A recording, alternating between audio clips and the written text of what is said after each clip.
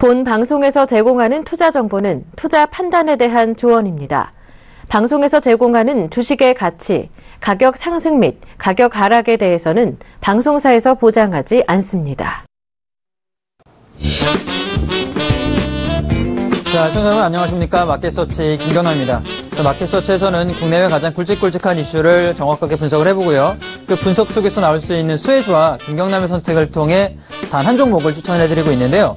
자, 오늘 저희가 알아볼 이슈는 바로 3분기 실적 발표입니다.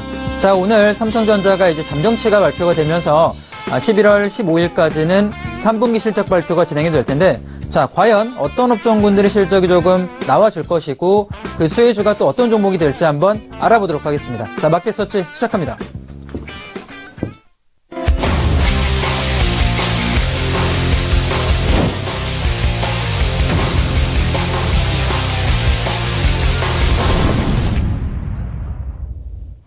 자, 글로벌 증시 먼저 조금 알아보도록 하겠습니다. 전일 미증시 같은 경우는 좀 보합세를 보였다는 특징이 나와줬는데요. 다우가 마이너스 0.7% 정도 하락이 나와줬고, 나스닥 같은 경우는 마이너스 0.1%, S&P는 0.5% 정도가 상승해주는 모습, 0.05%가 상승해주는 모습을 좀 보여줬는데, 큰 변동 없이 도지형 패턴으로 멈춰있는 모습을 좀 보이고 있다는 모습이 나왔습니다. 우선 장 초반에 바이오헬스케어 업종군이 조금 내려가면서 하락 출발해주는 모습을 보였는데요. 자, 그러면서 유가라던가 기술주가 강세를 보여주면서 하락을 조금 축소해주는 모습을 보였다는 특징이 보여줬습니다. 우선 장 초반에 밀란이 에피펜 제품 관련된 고발당했다라는 소식이 전해지면서 하락하는 모습을 보여줬는데요. 더불어서 월마트 또한 멕시코발 벌금 영향이 나와주면서 부진한 모습을 좀 보여줬죠. 자, 그런 모습으로 인해 악재가 나왔지만 전반적으로는 오펙 관련해서 유가가 다시 한번 배럴당 50불까지 돌파해주는 자, 그런 호재가 나와주면서 증시를 좀 끌어올렸다라고 보여집니다. 자, 그리고 현재 아이폰 7 판매 개선에 따른 반도체 칩 매출 개선에 힘입으면서 반도체 업종군 같은 경우도 계속 상승해주고 있다는 점. 자, 그런 점 또한 막판의 지수를 상방으로 좀 끌어올리는 모멘텀 만들어졌는데요. 자, 구체적 지표를 조금 보면 월마트 같은 경우는 마이너스 3.2%가량 하락이 나왔습니다. 자, 그 이유를 살펴보자면 멕시코 로비 사건에 따른 벌금이 한 6억 달러 정도, 한 6천억 정도죠. 사실 시가총액 대비 큰 비중은 아니지만 자, 6억 달러 벌금이 나와주면서 실적 부진 가능성 관련돼서 주가 하락이 좀 나와주는 모습을 보였고요. 자, 트위터가 최근에 한 이틀 연속 올라가는 모습 보이다가 어제는 마이너스 한 20%까지 급락을 해줬는데요. 트위터가 어떤 모멘텀으로 올라가는 살펴보면 역시나 M&A 관련 모멘텀으로 올라갔죠. 현재는 구글이나 디즈니, 애플 등이 매수할지 모른다, M&A 할지도 모른다라는 모멘텀으로 올라갔다가 현재는 잠재 인수 후보자들의 입찰 의향서를 제출하지 않았다라는 소식이 전해지면서 마이너스 20%가량 급락이 나와주고 있습니다. 우선 트위터 같은 경우도 현재 추후에는 어떤 식으로 좀 진행이 될지 좀 지켜봐야 될 것 같고요. 자, 그리고 밀란 같은 경우 마이너스 3%가량 내려갔는데 현재 에피펜 관련 소송이 제기가 되고 있는 모습, 역전의 악재가 되고 있는 거죠. 의료 관련주, 그러니까 제약바이오 관련주들은 의료소송 관련해서는 좀 민감한 부분이기 때문에 역시나 악재로 받아들일 수밖에 없다 생각이 들고, 약가이나 논란 또한 지금 지속이 되고 있습니다. 힐러리 후보 측에서 약가이나 이야기 계속하고 있기 때문에 어느 정도 고가 약품을 팔아주는, 그러니까 오리지널 제품을 파는 회사들은 자, 어느 정도는 이런 악재 여부에 들어갈 수 있다라고 생각이 됩니다. 자, 그러면서 알렉시온이라던가 셀진 같은 경우 전부 다 마이너스 2%에서 마이너스 1%까지 내려가는 모습. 분명히 국내 제약바이오 관련해서도 악재가 조금 들어갈 수 있기 때문에 한미약품 사태로 인해서 국내 지금 제약바이오 업종군이 전반적으로는 조금 좋은 모습 아니지만 미증시에 나와주고 있는 악재 포인트가 같이 좀 진행될 가능성은 있다라고 생각이 듭니다. 자, 그러면서 아메리칸 익스프레스 같은 경우가 마이너스 3.7%까지 내려갔는데요. 자, 노무라 증권에서 투자 의견 하향 소식이 조금 전해졌고, 테슬라 모터스 같은 경우도 역시 마이너스 3.5%까지 내려갔는데, 골드만삭스에서 투자 의견 하향 소식이 나와주면서 내려갔는데, 사실 왜 이렇게 증권사 의견에 따라서 주가 급등락이 반복이 되냐면, 미증시 같은 경우는 컨센서스, 그러니까 주가 의견에 따라서 신뢰도를 굉장히 많이 사람들이 신뢰를 합니다.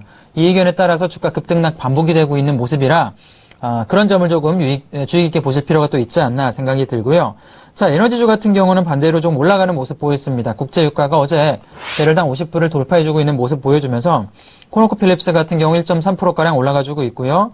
할리버튼 1.4% 전부 다 올라가는 모습을 보이는 특징이 나와줬습니다.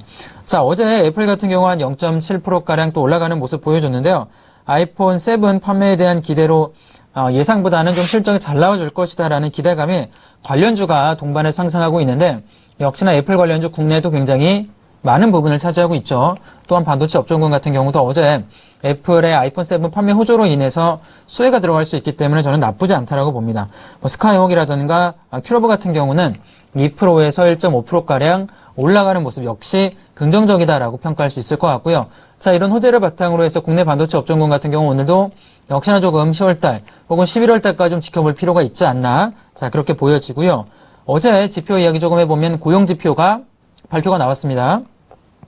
어제 신규 실업수당 청구 건수가 지난주보다 감소한 24만 9천 건 발표가 됐는데요. 실업수당 청구 건수 같은 경우는 감소하면 좋게 받아들일 수가 있는 거죠. 실업자 수가 그만큼 줄어들었다고 하는 건데 최근에 제가 마켓서치에서 미국 증시 관련해서 혹은 미국 지표 관련해서는 어떤 이야기를 드리고 있나요? 굉장히 잘 나와주고 있죠. 제조업 지표, 서비스업 지표, 그리고 인플레이션, 고용 지표 전부 다 굉장히 잘 나와주고 있기 때문에 아마 12월 금리 인상 같은 경우는 큰 무리 없이 아마 진행이 될 것이다라고 현재까지 나와주는 모습은 보여집니다. 자, 그런 모습 보자라면 역시나 금리 인상 수혜주, 금융주 같은 경우는 호재로 국내 증시에도 작용할 가능성은 굉장히 높다라고 보고요. 금리 인상이 단행되더라도 지수가 급락하거나 그런 모습은 보이지 않을 것으로 판단이 돼요. 이미 시장에서 모두 알고 있는 재료는 크게 영향을 미치지 않습니다. 자, 그런 점 보실 필요가 있고요. 유럽 시장 같은 경우는 은행주가 3일 연속 상승을 해주면서 지금 보합세 멈춰있는 모습, 독일, 영국, 프랑스 전부 다 0.2%가량의 하락이 좀 나와줬는데, 자, 우선은 지금 로담코라든가 해머슨 같은 경우 전부 다 마이너스 한 2.5%가량 내려갔는데 유럽발 은행주가 조금 내려가는 모습 보여줘요. 왜 이렇게 유럽발 부동산 관련주가 내려가냐면 유럽 중앙은행이 테이퍼링 논의를 좀 벌이고 있다라는 이야기 나와주고 있기 때문인데요. 어떤 거냐면 유동성을 좀 감축하겠다라고 이야기 나와주는데 저는 이 페이퍼링 논란 같은 경우는 아마 해프닝으로 끝나지 않을까 생각이 듭니다. 지속적으로 채권 매입은 내년에도 이어질 가능성이 높아요. 어제 제가 유럽 관련 이야기 조금 드리면서 말씀드렸지만 영국의 메이 총리가 지금 하드 브렉시트를 이야기하고 있기 때문에 분명히 리스크는 고조될 가능성이 높습니다. 그렇다면 증시에는 분명히 악재가 될 텐데 이 악재 포인트에서 유동성까지 감소한다라면 어떻게 될까요? 급락이 나올 수가 있을 우려가 되는 거죠. 결과적으로는 유동성을 추후에 유럽 같은 경우 더 공급할 가능성은 높다라고 보고요. 미국은 금리 인상을 통해서 어느 정도 유동성 축소를 진행할 것이다. 대륙 간에 이렇게 나눠지는 모습이 보이지 않을까 생각이 듭니다. 자, 그러면서 어제 BNP 파리바라든가 바클레이즈 같은 경우 유니크레딧 전부 다 2%에서 1%가량의 은행주 상승이 만들어지고 있는 모습 보여줬습니다. 우선 시티은행이 투자 의견 비중 확대 의견을 좀 주면서 호재로 조금 받아들이고 있는 모습이고요. 도이치방크가 보면 장중에 3%가량 강세를 보였는데 장 후반에 재정 건전성 관련된 논란이 재부각되면서 마이너스 한 0.2%가량 하락 마감이 되는 모습을 보였습니다. 결과적으로 도이치방크 같은 경우도 최근에 올라가는 모습을 보이고 있는 거죠. 결과적으로는 미 법무부 쪽에서 벌금을 140억 달러가 아니라 50억 달러 내지는 40억 달러 쪽으로 아마 축소 의견이 나와주면서 무너지지는 않을 것이다라는 기대감이 생기고 있다라고 생각이 듭니다. 자, 그러면서 코메르츠방크 같은 경우도 마이너스 1.5% 하락해주고 있는데 아마 줄줄이 은행들이 벌금이 들어갈 텐데요. 그렇게 규모는 크지 않을 것이다라고 생각이 됩니다. 자, 유가를 좀 보도록 하겠습니다. 다음 주 9에서 13일 날 이스탄불에서 개최되는 세계 에너지 회의에서 오펙과 비오펙 산유국 간 비공개 회담이 좀 진행될 것이다라는 이야기가 전해지면서 유가가 다시 한번 상방으로 지금 배럴당 50불까지 드디어 돌파가 만들어지고 있는 모습 보여줬는데요. 자, 이제 거의 고점까지 올라왔다라고 봅니다. 과연 어떤 식으로 이 회담이 좀 진행될 것인가에 따라서 유가 급등락이 반복이 될 것이다라고 생각이 드는데요. 자, 오펙 사무총장이 다음 주 러시아 에너지 장관을 만나서 산유량 감산과 관련된 논의를 할 것이다라고 이야기해주고 있는 거죠. 오펙만 감산해서는 아무 효과도 없습니다. 자, 러시아가 굉장히 많은 산유량을 보유하고 있기 때문에 러시아까지 감산이 도출이 돼야 결과적으로는 배럴당 50불 이상까지 올라갈 수 있는데 러시아 감산 합의가 도출될지 혹은 어떤 식으로 감산 진행될지 자, 11월 정례 회의랑 다음 주에 있을 비공개 회담에서 또 어떤 식 진행될지 마켓서치에서 꾸준히 좀 알아보도록 하겠습니다.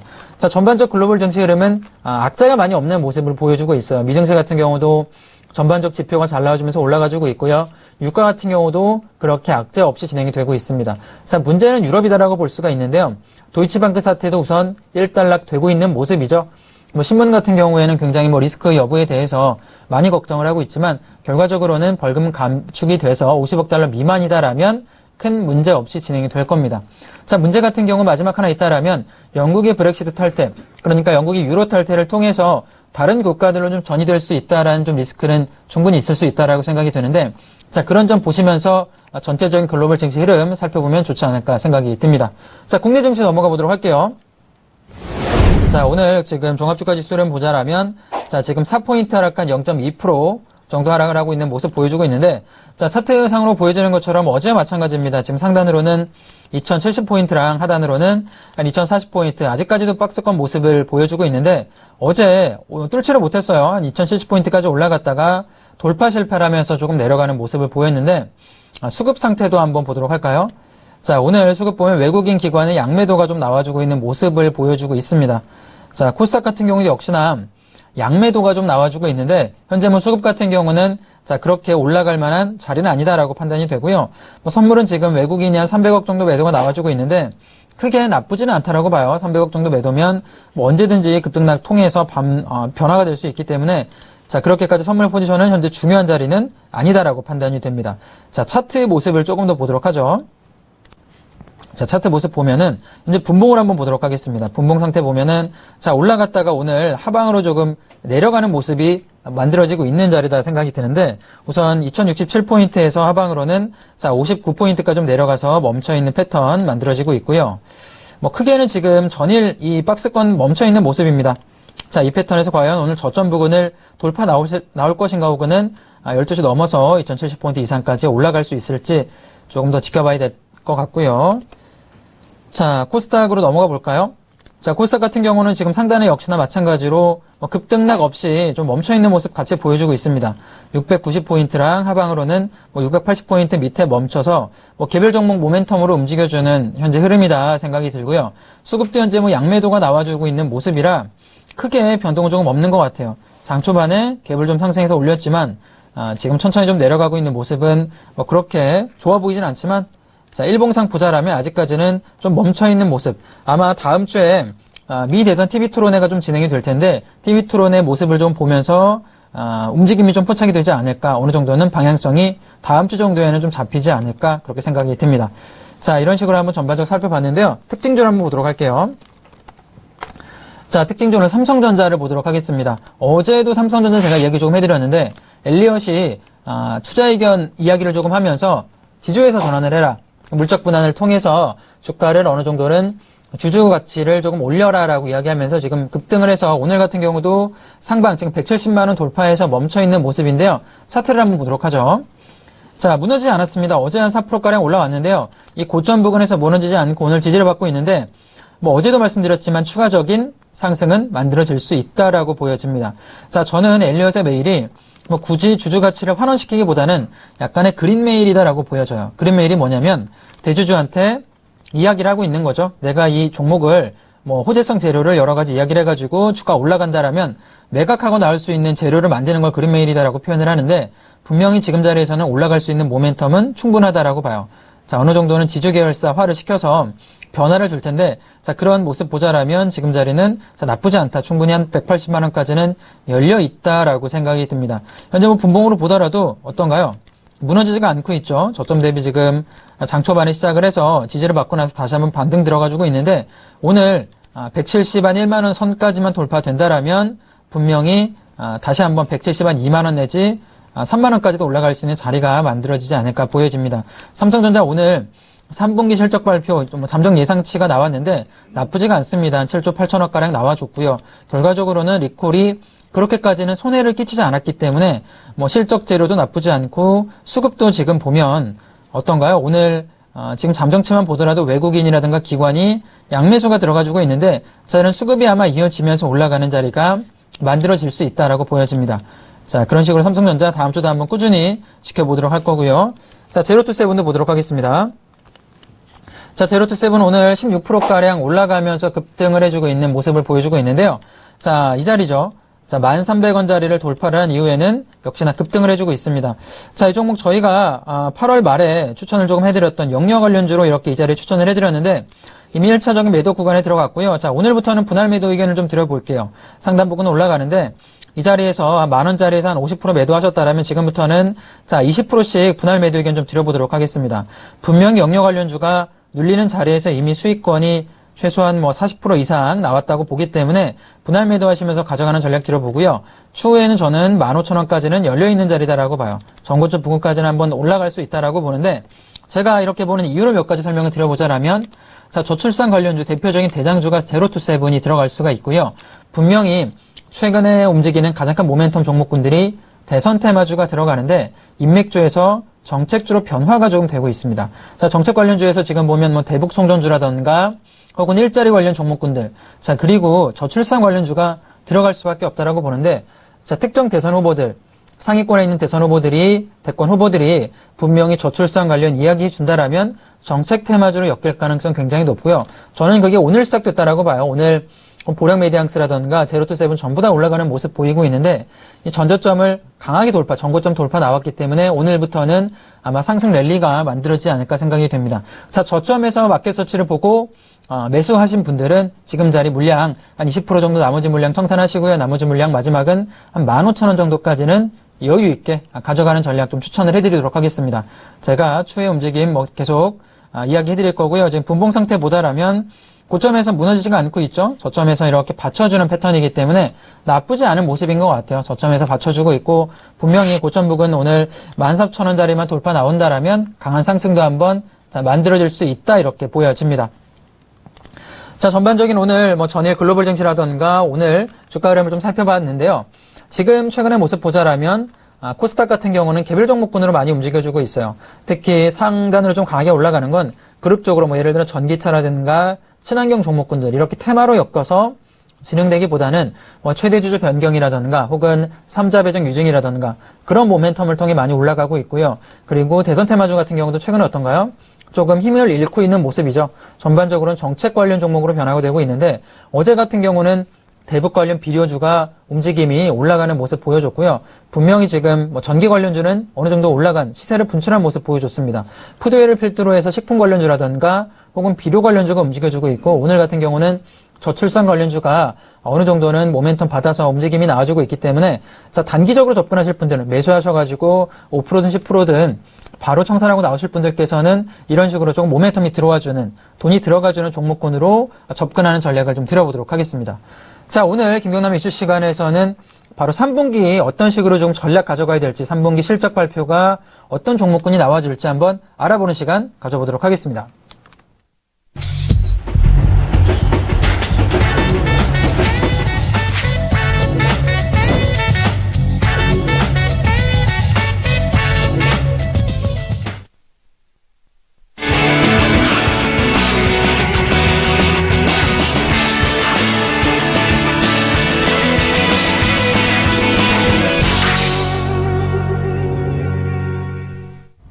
자, 3분기 실적 발표를 이제 11월 15일까지 시작이 될 텐데요.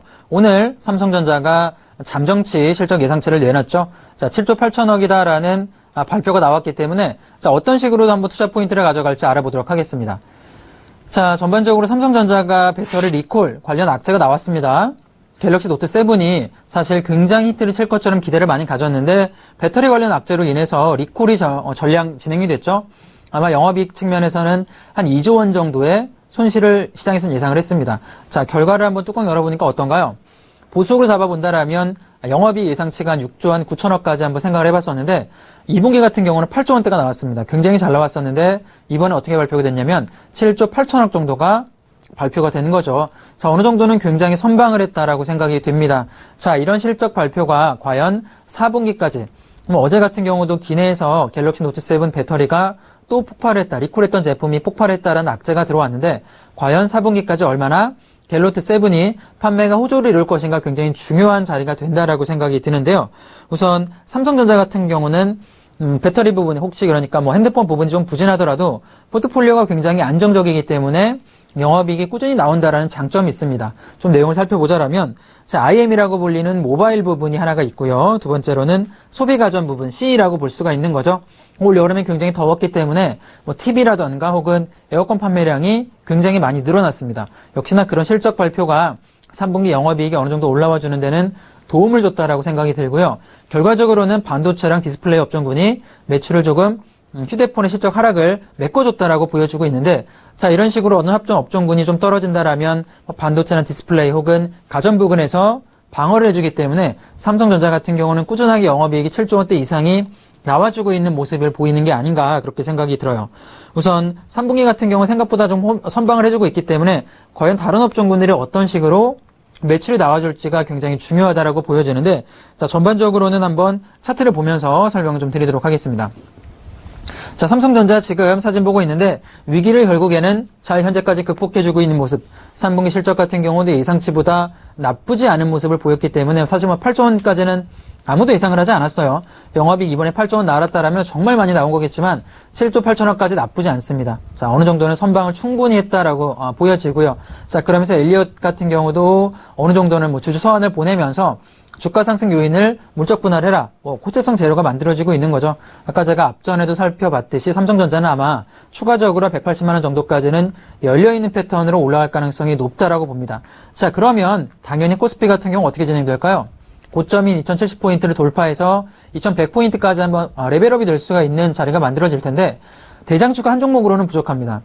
예전에 차화정을 생각을 해볼 수가 있는데, 한 3개 업종군이 돌아가면서 예를 들어 전자업종이 올라가면 자동차 업종군이 같이 올라간다거나 이렇게 순환매를 만들어줘야 2100포인트, 2150포인트까지 올라갈 수가 있을 텐데요. 자, 과연 3분기 실적 어떤 종목군들이 나와서 이런 랠리를 펼쳐질지, 삼성전자 반도체를 필두로 어떤 업종군이 나와줄지 한번 보도록 하겠습니다. 자, 다음 화면 좀 보도록 하죠. 자, 제가 연도별 3분기 주요 현황을 한번 제가 정리를 해봤어요. 2012년부터 시작을 해서 2012년 3분기, 2013년 3분기, 2016년 3분기까지 한번 어떤 특징이 나오나 살펴보자라면 12년부터 한번 보도록 할게요. 자, 이때 어닝 서프라이즈가 나왔습니다. 예상치보다는 4.7%가량 상승을 했는데, 자, 유가라던가 원달러 그리고 주요 이벤트까지 제가 한번 가져와 봤어요. 자, 이때 특징이 뭐냐면 사실 자, 2012년, 15년 같은 경우는 굉장히 잘 나왔고요. 13년, 14년에 3분기 실적 같은 경우는 좋게 나오지가 않았는데, 유가라던가 원달러 같이 조금 포함된다. 그렇지가 않습니다. 연관도가 조금 떨어지는 모습이고, 가장 큰 모습은 수출이죠. 자, 지금 보면은 수출이 오히려 증가를 하면 어닝 쇼크, 그러니까 조금 실적 감소 포인트가 나왔고요. 예전처럼 수출이 조금 감소가 나올 때는 어닝 서프라이즈가 나왔다는, 어떻게 보면 우리가 생각하는 상식선이랑 조금 반대되는 결과를 가져갔는데, 자, 3분기 같은 경우도 역시나 수출 같은 경우는 감소를 보여주고 있습니다. 자, 그렇다면 어느 정도는 실적이 올라갈 수가 있는데, 수출이 감소했으니까 실적이 올라간다라는 게 아니라 수출의 감소폭이 적어지고 있는 거죠. 자, 지난 분기 같은 경우는 수출 감소폭이 좀 컸다라면 3분기에는 그 감소폭이 줄어들면서 전반적인 종목이라던가 기업군들의 실적이 올라가는 흐름이 아마 3분기 같은 경우도 어느 정도의 어닝 서프라이즈는 만들어줄 수 있지 않을까, 저는 그렇게 생각이 됩니다. 자, 이 표에서 보다시피 이렇게 박스로 된 표시가 이렇게 공통적으로 나와주고 있는 거죠. 자, 주요 이벤트를 살펴보자라면, 자, 2012년 3분기 같은 경우는 한국의 신용등급이 올라가주는 모습을 보였어요. 신용등급이 상승을 했기 때문에 주가가 전반적으로 외국인들의 수급이 들어왔기 때문에 2012년에 어닝 서프라이즈가 나와줬고요. 13년, 14년 이야기 좀 들어와 보면은 3분기 실적이 좋지가 못했습니다. 시장 예상치보다는 조금 내려갔는데, 자, 그 이후 이벤트를 살펴보자라면, 외국인들의 매수가 좀 들어갔지만 동양그룹의 법정관리, 자, 이런 모습 때문에 조금 어느 정도 그룹 리스크가 만들어졌었고요. 자, 그리고 2014년 3분기의 이벤트를 좀 살펴보자라면, 브라질 같은 경우가 경기 침체가 굉장히 많이 진행이 됐고, 현대차 같은 경우는 한전 부지를 거의 10조 원가량 매수를 해주면서 급락했죠. 현대차 주가가 급락을 했는데, 자, 그런 모습 자체가 역시나 종합주가지수에는 악영향을 주면서 일반 개별 종목군들도 자, 어닝 쇼크가 나와줬다라는 특징이 좀 보여줬습니다. 2015년 작년으로 넘어가 보자라면, 자, 어느 정도는 시장 예상치보다는 2.8% 정도의 상승이 만들어졌는데요. 자, 어떤 이벤트가 조금 있었나 살펴보자라면, 9월 달에 한국 신용등급이 상향 조정이 됐습니다. 자, 얼마 전에도 국가 신용등급이 좀 올라가고 있는 모습을 보여줬는데요. 역시나 이런 모습을 나와서 지금 어느 정도의 예상치 상회하는 모습이 나와줬고, 기업들 실적 같은 경우 상회하면서 외국인들도 같이 좀 들어와주는 모습을 보였습니다. 자, 결과적으로 이제 마지막 보자라면 2016년 3분기는 어떻게 나올 것인가. 자, 지금 보면 유가 같은 경우는 소폭 하락해주는 모습을 보여줬고요. 지금 45불인데 50불까지 올라갔죠. 나쁘지 않은 모습이고, 자, 미국의 금리 인상 시기 지연되고 있다라는 역시나 이벤트가 들어가고 있습니다. 12월 달에 아마 진행이 되겠지만 시장 예상치보다는 어떻죠? 지연되고 있는 모습이 보여주고 있는 거죠. 자, 저는 어느 정도의 시장 예상치, 어닝 서프라이즈까지는 아니더라도 작년 2015년과 마찬가지로 예상치보다는 한 2, 3%가량은 상회하는 모습이 나오지 않을까 그렇게 보여집니다. 자, 다음 화면을 좀 보도록 하죠. 자, 2016년 3분기 순이익 컨센서스 추이를 볼 수가 있는데요. 자, 전반적으로 흐름이 어떤가요? 자, 지금 파란색 선이 삼성전자 리콜 손실을 반영한 차트 모습이고요. 자, 삼성전자를 제외한 다른 종목군들의 선을 이렇게 검정색으로 표현을 해봤는데, 전반적인 실적 추이가 2015년부터 2016년 10월까지 1년간의 흐름 보고 있는데, 자, 3분기 어떤가요? 2015년 같은 경우도 역시나 증가해주고 있는 모습을 보여주고 있죠. 자, 그러면서 3분기에 정점을 찍어주고 나서 거의 3분기 동안, 1분기, 2분기 동안 굉장히 부진했다가 다시 한번 10월달 들어서 7월부터 10월까지 올라가는 패턴을 보여주고 있습니다. 삼성전자 리콜을 제외한다라면 분명히 3분기의 전반적인 업종군들의 실적은 나쁘지 않을 것이다라고 생각이 들고요. 자, 지금 이 차트 같은 경우는 오늘 아침에 실적 발표가 됐기 때문에 이런 모습이지만 결과적으로 실적 발표 나쁘지 않았습니다. 지금 하락 내려갔지만 자, 이게 없다라고 봐도 될 것 같고요. 어느 정도는 선방이 주면서 종목 전체가 아마 조금 실적 수혜로 인한 상승이 만들어질 수 있다라고 보여집니다. 다음 화면 좀 보도록 할까요? 자, 분기별 한국 상장기업 순이익표를 보고 있는데, 자, 이 파란색 선이 볼 필요가 있는 게요. 바로 전반적인 3분기의 실적 추이를 조금 볼 수가 있는데, 사실 1분기, 2분기, 4분기보다는 전반적으로 국내 증시, 국내 기업들 같은 경우는 3분기 실적이 굉장히 잘 나오는 특징을 많이 가져갑니다. 자, 이번 2016년 같은 경우도 3분기가 어느 정도는 실적이 나와줄 수 있는 자리다라고 보고요. 거의 작년이나 혹은 2014년에 비해서는 어떤가요? 점점 순이익 폭이 증가할 수 있는 자리를 만들어주고 있다 이렇게 보여지는데요. 자, 어떤 대외 변수 때문에 이런 기업들의 매출이 좀 증가할 수가 있을지 전반적인 대외 변수 한번 보도록 하겠습니다. 자, 수출 증가율 개선 우선 보도록 하겠는데요. 자, 그동안 지금 2009년부터 큰 그림을 그려봤어요. 2016년까지 전반적인 수출 증가율을 12개월 평균을 만들어 놓은 선을 볼 수가 있는데 어떤가요? 2011년부터 해서 한 14년까지는 좀 굉장히 부진한 모습을 많이 보였습니다. 국내에 기업들이 문제가 생겨서 이렇게 수출 증가율이 감소했는가 그렇게 볼 수가 없는 거죠. 결과적으로는 중국이 GDP 성장률이 감소를 했습니다. 2009년, 10년만 하더라도 굉장히 세계 공장이다, 굴뚝이다라고 불릴 만큼 제조업이 발달을 많이 했었는데 2010년 넘어가면서부터는 GDP 성장률이 10%에서 8%, 7%까지 내려가는 모습 보여주면서 전반적으로 수출 증가율 또한 하락을 할 수밖에 없던 거죠. 중국이 예전만큼 소비를 한다거나 혹은 물건을 생산하지 않았기 때문에 수출 증가율을 감소를 했고요. 자, 우리가 또 최근에 볼 수 있는 거는 2014년까지는 중국이 가장 큰 역할을 했다라면 2014년부터 16년까지는 어떤 요인으로 통해서 수출이 감소했나 살펴보면 바로 유가입니다. 유가가 배럴당 100불에서 40불까지 거의 반토막이 났기 때문에 그 유가를 수출하는 남미라던가 혹은 러시아 혹은 중동 지역에 있는 국가들이 경제적으로 문제가 생길 수밖에 없는 거죠. 한 가지 예를 들어보자라면 현대차 같은 경우도 러시아라든가 남미 쪽에 굉장히 많이 수출을 했었는데 러시아 같은 경우도 유가 감소로 인해서 재정이 굉장히 어려워지다 보니까 국민들이 삶이 굉장히 어려워지다 보니까 예전처럼 자동차를 신규로 조금 사거나 이런 모습이 조금 줄어들게 되면서 역시나 수출이 감소하게 됐는데 12개월 평균치를 보자라면 바로 알 수가 있습니다. 14년부터 15년까지 쭉 내려갔고요. 자, 그러면서 지금 2016년 1분기에는 거의 최저점을 찍었다라고 볼 수가 있어요. 자, 그러면 과거는 이렇게 진행이 되는데 이제는 2016년, 17년에는 올라갈 것인가 내려갈 것인가 중요하겠죠. 자, 표를 보면은 이제는 올라가는 모습이 조금 보여집니다. 자, 지금 8월 달부터는 반등이 조금 작아서 안 보일 수가 있는데 반등이 조금 마련이 되고 있는 모습. 결과적으로는 중국 같은 경우도 PMI 제조업 지수가 올라가는 모습 보여주면서 전반적 수출이 올라가고 있고요. 자, 2014년, 15년에 있던 악재 유가 어떤가요? 지금 배럴당 40한 3불에서 50불까지 급등을 해주고 있죠.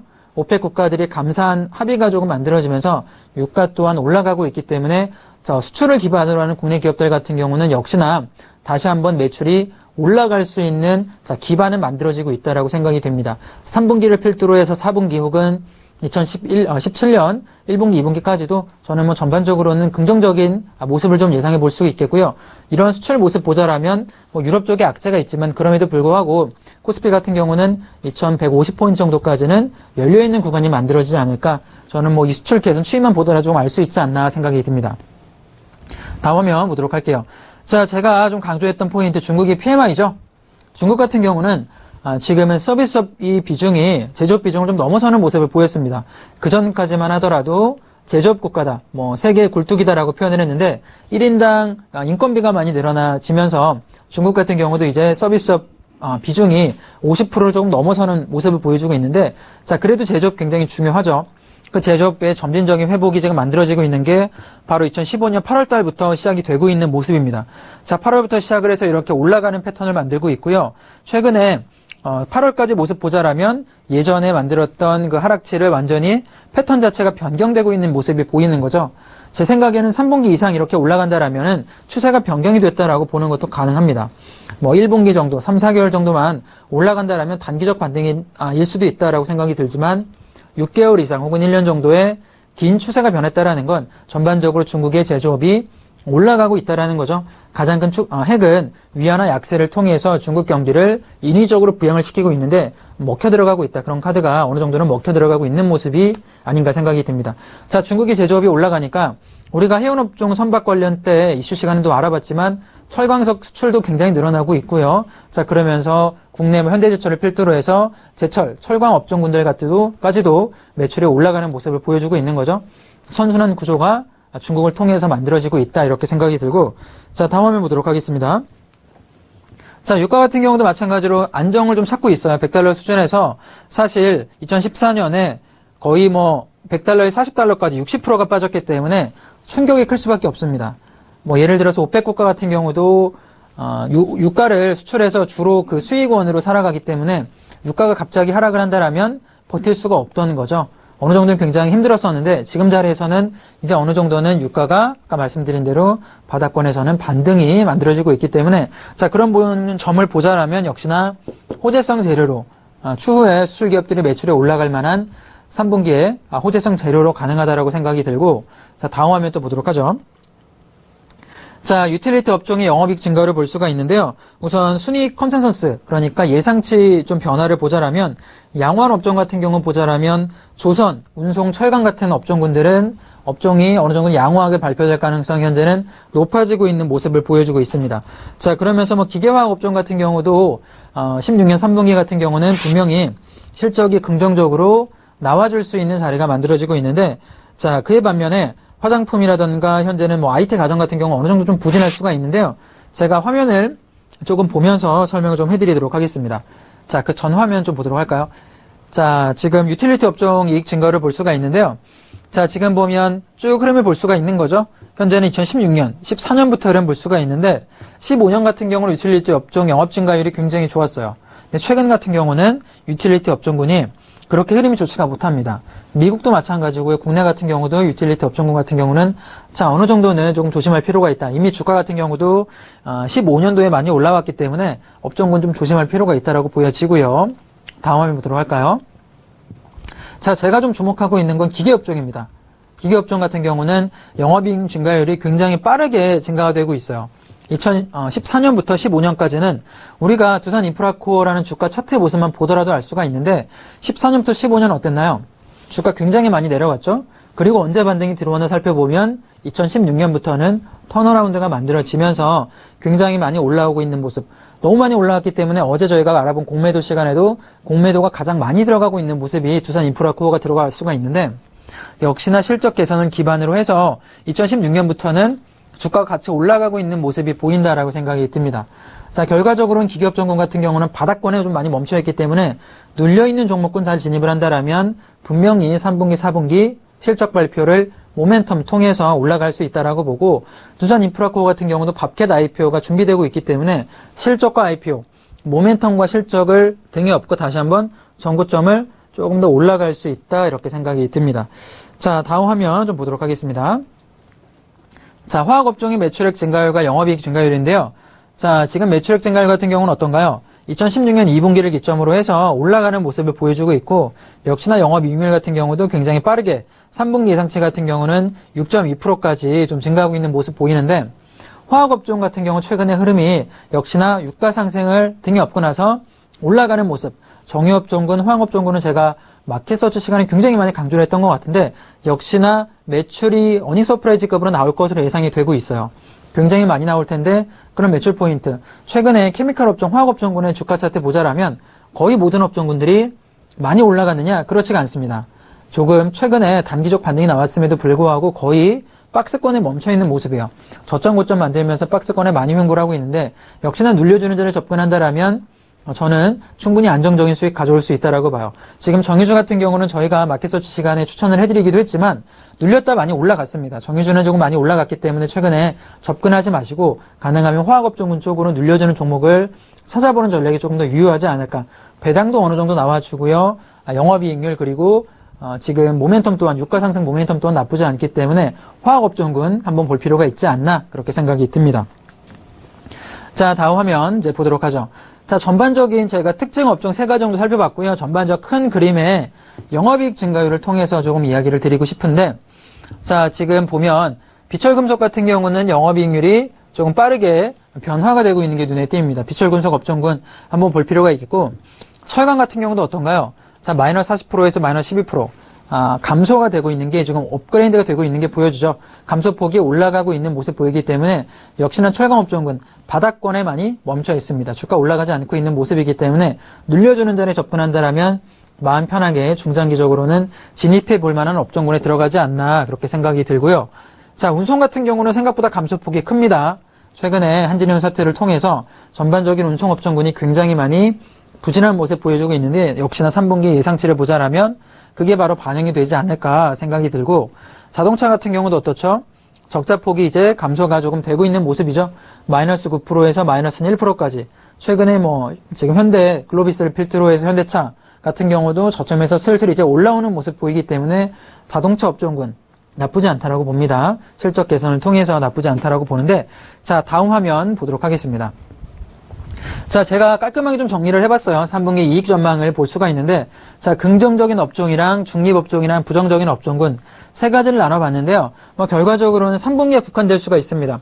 100% 맞지는 않지만 3분기 정도만 놓고 보자라면 자, 매출이 가장 긍정적으로 보여주는 업종군. 자, 첫 번째로는 디스플레이 업종군이 될 것 같아요. 현재 주가 흐름 보자라면 이런 긍정적 흐름이 이미 선 반영이 되어 있습니다. 최근에는 LG 디스플레이가 조금 내려갔지만 그럼에도 불구하고 2016년 저점 대비 굉장히 많이 올라간 모습이기 때문에 신규로 진입하실 분들은 어느 정도는 조금 조심할 필요가 있지 않나 생각이 들고요. 자, 마찬가지로 지금 철강업종 같은 경우는 긍정적으로 지금 나와주고 있는데 역시나 철강업종군 나쁘지 않습니다. 최근에 주가도 좀 멈춰있는 모습이기 때문에 실적이 나와줄 만한 종목으로 선별에 접근한다라면 저는 철강업종군 같은 경우는 내년 초까지 굉장히 긍정적이다 이렇게 볼 수가 있을 것 같고요. 자, 중립업종군으로 보도록 할게요. 사실 3분기는 악재만 없다라면 어느 정도 업종군이든 어느 정도는 반등이 나올 수 있다라고 보는데 우선 화장품 의류 같은 경우도 볼 필요가 있는 거죠. 최근에 이번 주였죠. 국경절, 중국의 국경절이었는데 일주일의 연휴를 통해서 굉장히 많은 중국인들이 국내에 들어왔어요. 그럼 어떤 상품을 제일 많이 소비를 할까요? 바로 화장품이죠. 의류업종 같은 경우도 호재가 되겠지만 화장품 업종군들이 역시나 최대 수혜주가 될 가능성은 높다라고 보여집니다. 3분기뿐만 아니라 4분기 혹은 내년까지도 화장품 매출액 추이는 계속 증가할 수밖에 없다라고 보는데 제가 지난번에도 말씀드렸지만 가능하면 고가 브랜드 상품 쪽으로 좀 접근하는 게 맞다라고 봐요. 이미 중국 로컬 업체 같은 경우도 중저가 쪽으로 이미 거의 국내 시장을 잠식을 하고 있기 때문에 중저가 브랜드보다는 예를 들어 화장품 용기를 판다거나 혹은 대신 생산을 한다거나 혹은 약간 비싼 고부가 가치 제품을 판매하는 업종, 종목군으로 접근할 필요가 화장품에서도 조금 눈여겨볼 필요가 있다 생각이 들고요. 자, 통신 서비스 같은 경우도 마찬가지입니다. 최근에 배당주, 이제 시즌이 돌아왔죠. 배당주가 가장 많이 올라갈 만한 가을 시즌이 왔는데 통신 서비스 같은 경우도 배당 기본적으로 3% 정도로 주기 때문에 통신 서비스 업종군도 한번 볼 필요가 있지 않나 생각이 들고요. 자, 반도체 업종군 역시나 첫 번째 있지만 자, 저는 보수적인 의견을 좀 드려볼게요. 너무 많이 올라왔습니다. SK하이닉스 같은 경우도 조정 없이 올라왔고요. 삼성전자 같은 경우도 너무 많이 올라왔어요. 굳이 이렇게 많이 올라온 종목을 비싸게 싸서 더 비싸게 판다는 생각보다는 올라갈 만한 종목을 저점에서 사서 조금 더 올라가면 비싸게 파는 접근 방법이 유효하지 않나, 반도체는 조심할 필요가 있지 않나 생각이 들고요. 자, 건강관리라든가 건설업종은 역시나 나쁜 모습은 아닙니다. 역시나 건설 같은 경우도 마찬가지죠. 제가 마켓서치 시간에 여러 종목을 추천을 해드렸지만 건설업종군 같은 경우도 바닥에서는 턴어라운드가 만들어지고 있어요. 직장 다니시는 분들, 특히 중장기로 조금 보시는 분들은 안정적인 업종군의 건설이라든가 철강 한 종목 정도는 포트폴리오에 편입하는 전략이 좀 좋다라고 생각이 들고, 자, 마지막으로 은행 같은 경우도 마찬가지입니다. 미국이 12월 금리 인상이 진행된다라면 국내 같은 경우 은행주가 수혜받을 가능성은 충분히 존재를 해요. 단기적으로 올라온 종목군들이 많이 있지만 그럼에도 불구하고 아직까지 바닥권에 멈춰있기 때문에 은행업종 같은 경우도 한 종목은 편입을 해서 대응하는 전략도 유효하지 않나, 그렇게 생각이 됩니다. 자, 전반적으로 3분기 관련된 이야기를 조금 드려봤고요. 올라갈 만한 수혜 업종군까지 이야기 드려봤는데, 자, 그렇다면 김경남의 선택을 통해 들어갈 만한 종목 어떤 게 있는지 알아보도록 하겠습니다.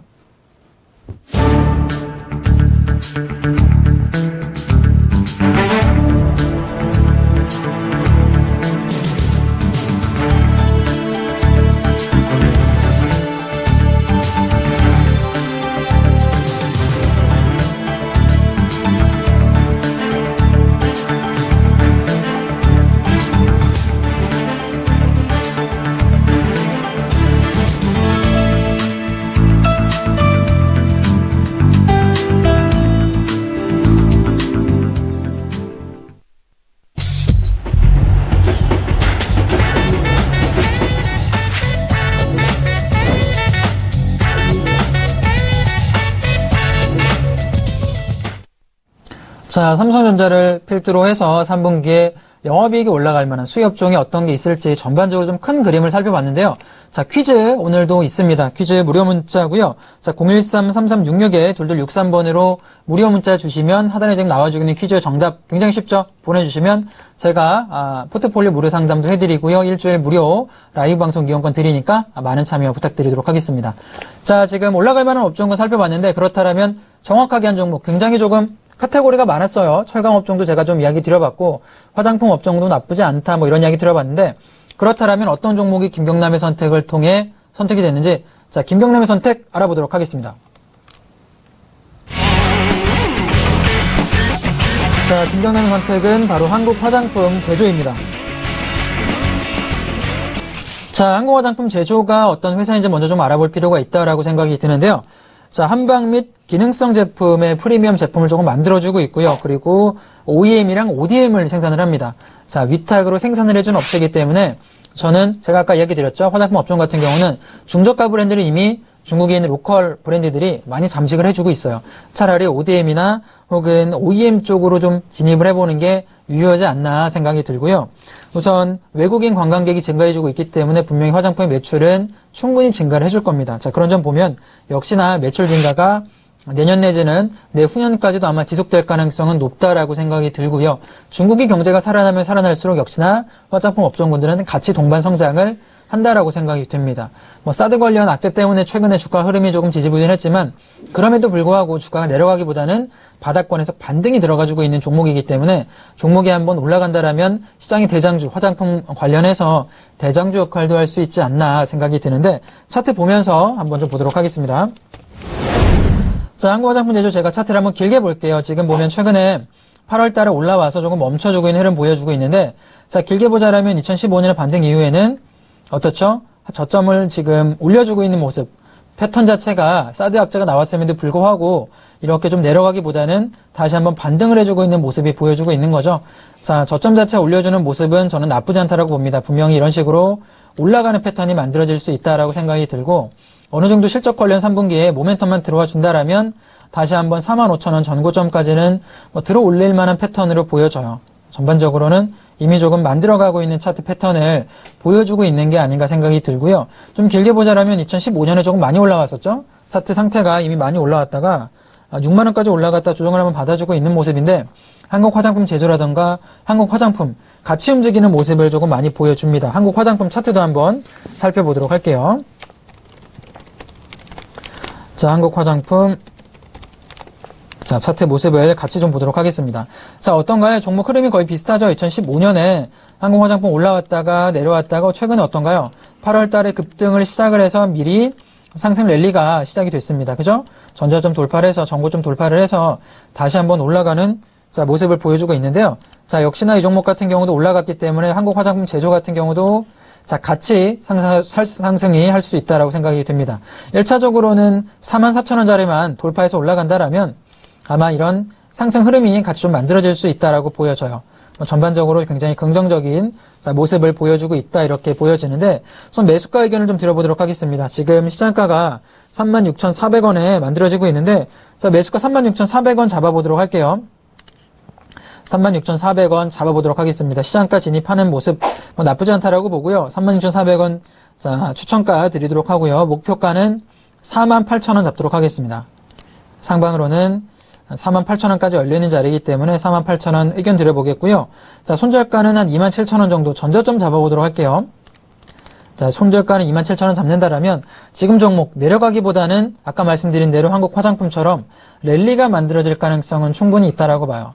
자, 지금 자리도 보면 이미 이렇게 올라갔다가 지금 돈이 좀 들어가는 모습을 보여주고 있기 때문에 자, 매집은 충분히 이루어졌다라고 보여집니다. 거의 2016년 1월 달부터 시작을 해서 한 8개월가량은 이미 매집이 좀 완료가 된 것 같고요. 이 자리에서 이제 충분히 상방으로 올라갈 만한 모멘텀만 조금 나와준다라면 실적 발표 모멘텀이 돼서 올라간다라면 3분기 실적을 등에 업고서 같이 올라가는 모습 보여진다라고 생각이 들고요.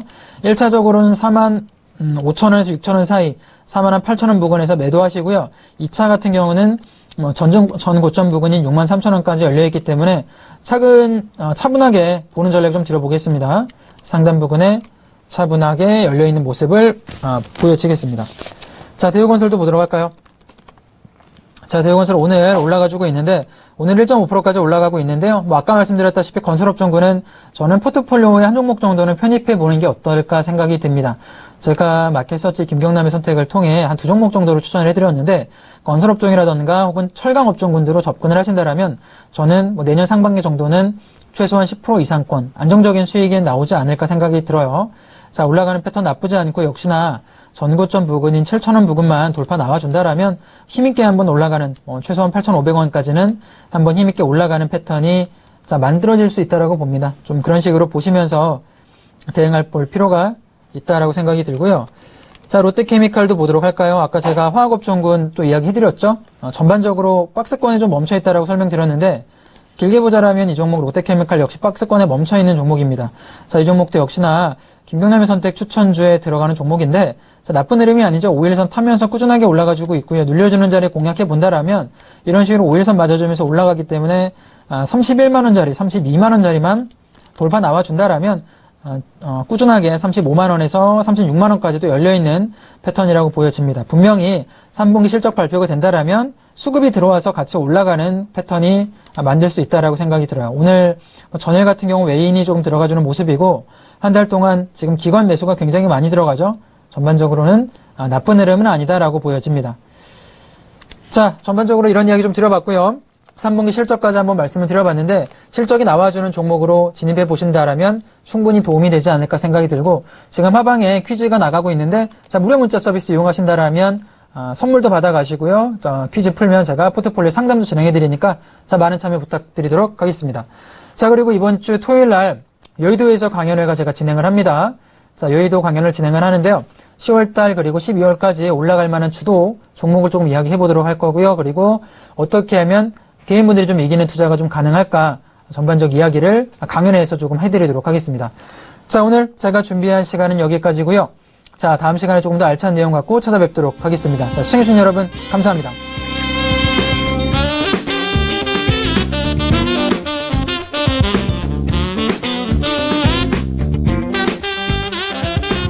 본 방송에서 제공하는 투자 정보는 투자 판단에 대한 조언입니다. 방송에서 제공하는 주식의 가치, 가격 상승 및 가격 하락에 대해서는 방송사에서 보장하지 않습니다.